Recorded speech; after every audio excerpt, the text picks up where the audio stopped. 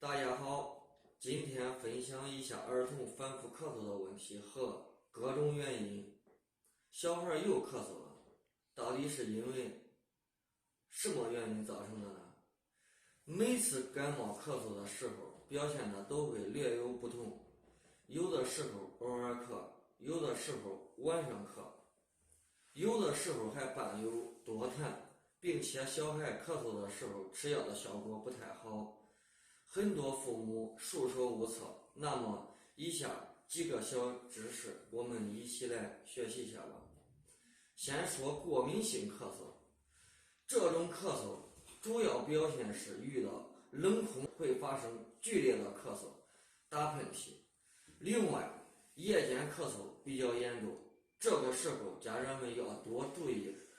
小孩的饮食，要保证饮食清淡，避免接触容易致敏的食物，同时尽量少外出，必要时要戴上口罩，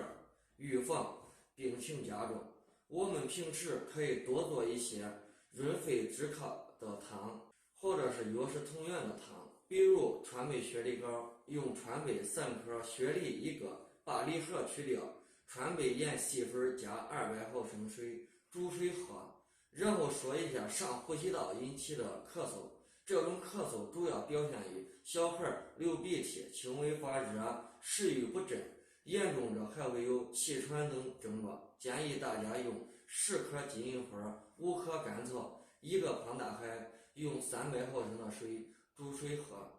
最后说的是支气管炎，支气管炎主要表现于体质差加之细菌感染引起的。这种情况引起的咳嗽很容易造成小儿哮喘，这个时候应减少户外运动，尽量少去人多的场所，多吃些容易消化的食物，同时多注意休息。还可以久服用川贝雪梨膏。好了，今天的分享就到这里了。健康小知识每天有，请点击下方关注，下期再见。